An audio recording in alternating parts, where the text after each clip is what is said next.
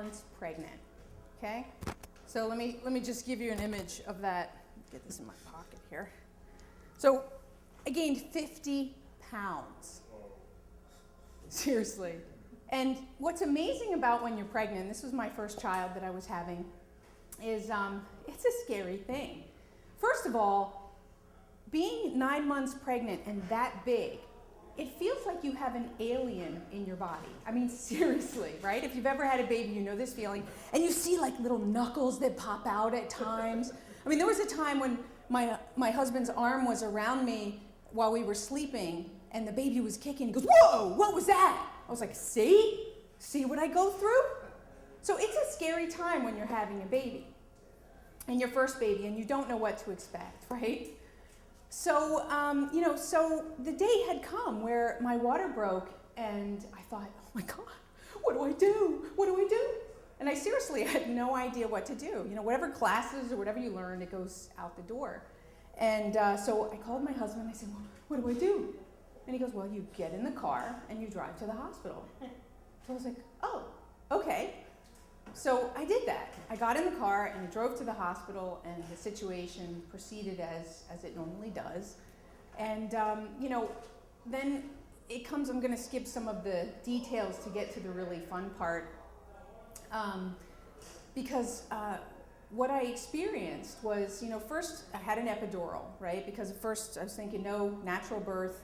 And then you think, as soon as the pain starts, give me whatever you got, right? Because it is like that. So anyway, what they didn't tell me, and I was in Europe, I don't know if it's like that here, but the epidural has to wear off so that you can push.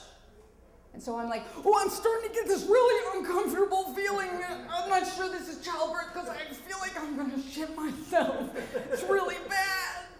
They're like, no, that's okay. The epidural's wearing off, and you need that so that you can push. And I was like, oh, really? Oh, I didn't think it was going to feel like that, right?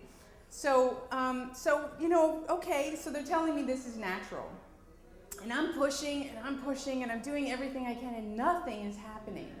And then all of a sudden, all these midwives start rolling in.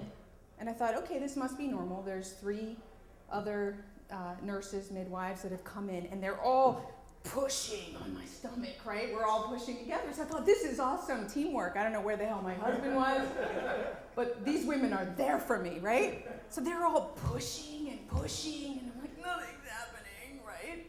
And so the doctor's like, we're going to need to use this suction. It's not like the clips, it's different, right? It's those tongs, it's a suction. So they're pushing, and because they tell me my son is a stargazer. So he's looking up, and he needs to be turned. So they go in with the suction, and I'm just going with this, and I'm trying to push, and I'm watching everybody's faces. Everybody looks okay. And the doctor is in there, and he's twisting, and he looks very serious and very intense at what he's doing, but he knows what he's doing. You can tell there's a level of confidence. And then all of a sudden, I hear this. That's not a good sound. So the suction has come off. The doctor's flown back. And he looks distressed. And for a minute, I'm looking at everybody's faces, and everybody is like,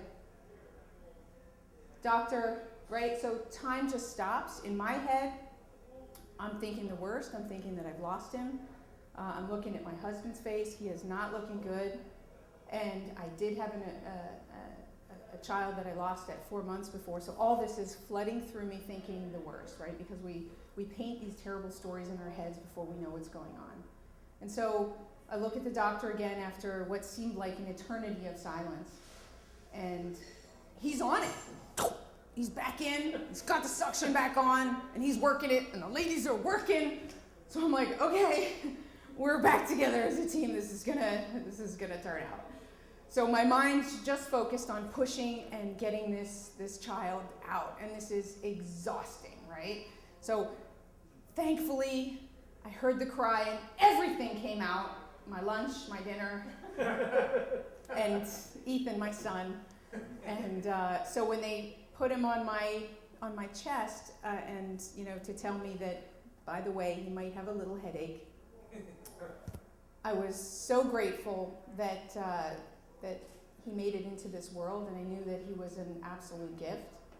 And I have to say, to this day, I really don't appreciate looking at a plunger.